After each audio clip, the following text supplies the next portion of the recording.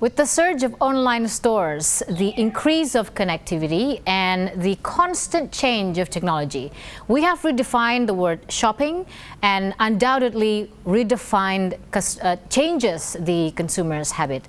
Now, to have a perspective of what is going on and what is the future of malls in Indonesia and the future of shopping in the country, we have been joined by a guest today, Bruno Zysman, the CEO of DominoPos PTE LTD, the holding company of GoToMalls.com. We'll get to GoToMalls.com a little bit later. Bruno, welcome to The Perspective. Thank you very much. And to Jakarta. I understand you have a very tight schedule, traveling from Singapore, Jakarta, between Singapore, Jakarta and Bali. These are your area of operations, and I understand. Now, before we get to your product, GoToMalls.com, can you share with us a little bit your perspective on the state of e-commerce development in the country? Okay. Well, the e-commerce has really taken off in Indonesia since 2009, and it's quite related to Internet of Things, where everybody starts to be connected. Correct. Why? Because since 2009, we start to see Internet more and more faster. We start to see mobile very cheap. You can buy a smartphone today for less than 1 million rupees. So it means that everybody can get a mobile. Everybody goes online for anything like Facebook, and people are getting more and more online. So of course, e-commerce is a way for the people to be able to do purchase without the hassles to go to shopping in malls with the traffic jam, especially in Jakarta or in big areas. And that's why today e-commerce is taking off. Also about logistics, we are in a huge archipelago where logistics has been very difficult until we see the Uberization of the logistics, like Gojek, who can deliver in the same day. You have no way of paying online, which is developing very fast, even if there is some concerns about securities. So it means that really now all the ingredients are there to deploy very fast the e-commerce in Indonesia. And do you think Indonesia as a whole, not just the consumers but also the providers, all the stakeholders of e-commerce, has embraced this development in e-commerce, and how important is for Indonesia to act as fast as other nations in terms of embracing e-commerce? Well, actually, in all the providers of e-commerce in Indonesia are jumping on this area of internet, and for them it's always they always need to get more and more users online.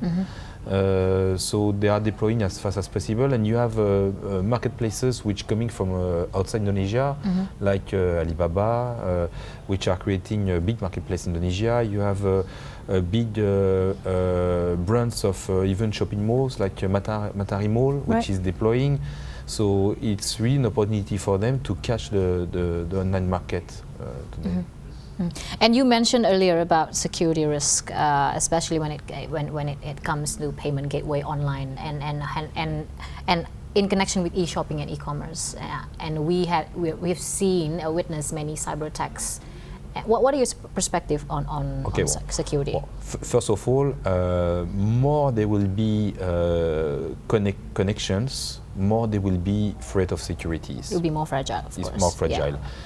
We are, when we speak about Internet of Things, we have more and more connected objects in the earth. We are going to have more connected objects than the number of humans. It means that we are going to have more and more threats about security, and we need to find solutions. It's not an Indonesian problem, it's a worldwide problem. It's a global problem. It's a global problem.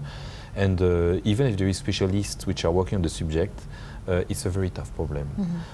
We see attacks, cyber attacks everywhere. We see it in every country in the world. Indonesia is not exempt of this, and it's really a threat. So today, I cannot say there is a solution for this problem. The cybersecurity of Internet of Things and internet connectivity is there, and it must be addressed as fast as possible. And we are yet to enter that. We are actually in the verge of entering the IoT, or Internet of Things, where millions of devices will be connected. And do you see in the next few years, how fast do you see the e-commerce sector developing? This is just the tip of the iceberg, I'm sure. You see this escalating fast in the next. What is your projection in terms of e-commerce? I see e-commerce escalating, but I see also other domains escalating to help e-commerce, like artificial intelligence, learning machines that are going to help the users to purchase in a smarter way. Because today you go to e-commerce, you are in your sofa, you choose a product, Right. You choose the price, you choose the color, you purchase it and you pay online, okay? Tomorrow you will have machine learning which are going to guide you because they know you.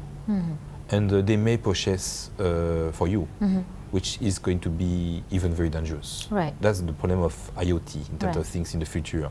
So I see a growing of e-commerce, but I saw also a change of habits, a change of way to purchase.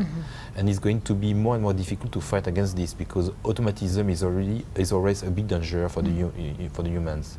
And I see this growing in Indonesia also, even if Indonesia has started internet e-commerce a little bit later than other countries because of the logistics and the internet infrastructure problem. It's growing very, very fast now. In Indonesia, especially when half of, right now, over 90 million people are connected. And it's only going to grow. Now, like I mentioned earlier, the online shopping habit and the more and more people getting connected to the internet has changed the shopping habits. But it hasn't changed what I see from my perspective on malls in Indonesia. It hasn't changed the culture of going to malls, though. But what you living in between these three countries and perhaps more in Southeast Asia, how do you see this trend? It hasn't really changed anything physically. Yeah, in terms of numbers. In terms of numbers, it may change, but in terms of habits, it may not change. Why? Because Indonesia, and not only Indonesia, for Indonesia, malls are destination area. People go to malls not for shopping today. They go to malls to hang out. I have many examples. For example, you want to meet friends, you go to a mall to have a cup of coffee at a Max Coffee or anywhere else because you feel that it's the best place to meet people, to meet up. You go to malls when you work near malls and you want to avoid the traffic, so you prefer to spend 2 hours in a mall than 2 hours in the traffic. So you are waiting that the congestion is gone. Right. So you are in a mall, but you don't purchase anything. You have also what we call destination malls in suburb. All the families go to a mall on Sunday. The children are left at the kids station. The woman is going to salon. The man is going to buy electronics. At lunch they meet up. There is always for family gathering. There's something for everyone in the family. Yeah. Then they go to movie. Then they go shopping to buy food. And they go home. They spend the full day in the mall. So malls will never disappear. First, the habits to go to malls will never change because it's the only way to gather for the population. Where else in Jakarta you want people to meet up? Well, it's also because there's lack of public spaces in Jakarta. Malls has become, like you said, a destination. Now we'll talk more about gotomalls.com with Bruno when we come back.